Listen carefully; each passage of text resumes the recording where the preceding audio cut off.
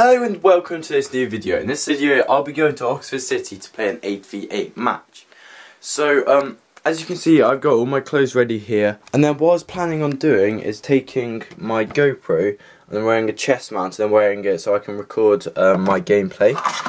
Just so I don't have to carry around this big camera or that camera and just leave it on the side of the pitch. So I'm going to take my GoPro and try and record as much as I can for you. So the gloves I'll be using the Nike Premier SGT and then also the Adidas Ace Trans Pro. Right, so as you can see, I couldn't actually record any of the football match I just played, as I wasn't actually allowed to take the camera onto the 3G pitch, so I couldn't record any of the gameplay. But just in case you're wondering, I was in goal for the first half, made a couple of saves, and then in the second half I went out pitch, got a couple of assists and scored 2 goals.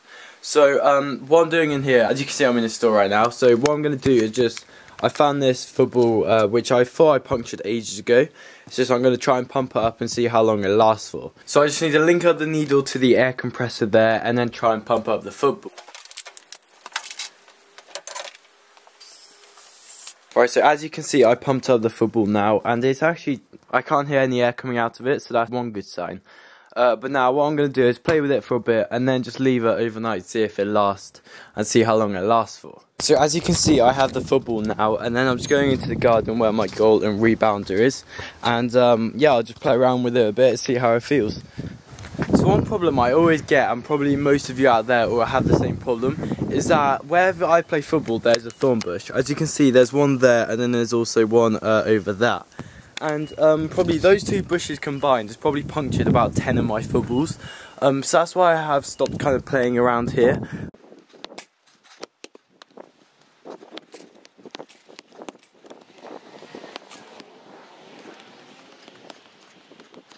So lots of you ask you how I train on my own, and probably the main piece of equipment I use is that rebounder there. I absolutely love it, as you can set it at different angles, and as you can see the ball bounces off pretty quickly. But obviously if you don't want to spend money on a rebounder like that, there's lots of options you can use. For example, if you just wanted to do passing, you could just find a wall or beam like this and then just simply pass it against it, then it'll come back to you, and then you can practice your touching and passing. And also what you could do is set up cones like that. So you have to aim for a target to get it in the wall, like that. But then also if you wanted to do harder kicking and also maybe some goalkeeper training, what you could do, if you find the wall but with a patch of grass in front of it, you could then kick it against it and then dive or just take a touch and then collect the ball. And that's a very simple way of taking advantage of the space you have around you and training with it. But also if you wanted to work on your footwork and just fitness in general, and if you didn't have any cones or fitness ladder, what you could do is you could find some steps like this and then just practice going 2 feet on each. There's a simple method of improving your footwork. And also if you have a small wall like this, you could practice jumping up and working on your leg power. So obviously if you don't have all that, I would suggest going to a park or somewhere where they normally have a wall where you could just use the back of it, or just have a mate with you where you can practice your passing, practice your goalkeeper training with him. But yeah, I'd highly recommend investing in a rebounder like that. I think it cost me about £80. I think it was on sale on ProDirect, but it was a very, very good decision.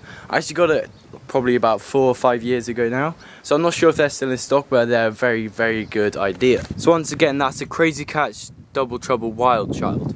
So the reason it's called the Double Trouble is on this side it has probably 1.5 inch by 1.5 inch grids, and then on the other side it's a lot bigger, so when the football hits it, it goes off in a random direction, and that's why that's called a reaction board, and then that's just a rebounder side. So I like to use both of them in my goalkeeper training, as with this one I know where it's going to go, whereas the other side is a reaction test, so I'm not sure where it's going to go. So as you can see, I just set up the chair here as a tripod, and then in the camera you will be able to see how I use the wall and then also that log across the floor, just to practice my footwork. And also I would use it as goalkeeper training, but I don't have my gloves with me, and also I would use that for goalkeeper training, as you can set it at angles and also different directions.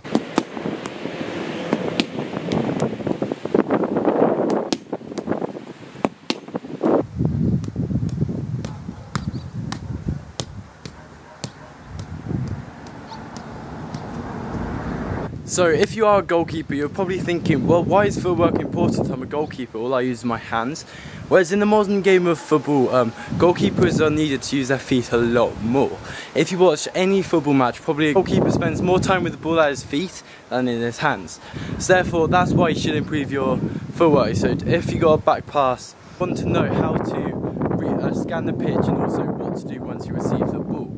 So I will be making a main video showing you how to scan the field and how to pick out the right pass depending on where the opposition are. For training, all you can do is just practice passing, taking a touch, looking up and then playing the ball.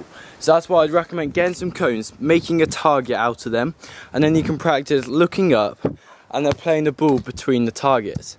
But the most important thing is when you receive the ball, always look behind you or put your head up before you receive the ball, so you know where to play the ball before you get it. So for example, if I played a pass and then they passed it back, I would look up before I get the ball and then pass it. So I will make this a lot clearer in the main video. But yeah, all you can work on is just passing the ball and then taking a good touch, but looking up before you receive the ball. Yeah, so today's video isn't that long as obviously I couldn't record the main thing I was doing for most of today, which was a seven-a-side actually football match. But I hope this is enough, and I will film just some of my kick about right now, just to try and fill out the video. But if you enjoyed, please leave a like and subscribe if you're not here. Comment down below if you're enjoying these videos. Thanks for watching, goodbye.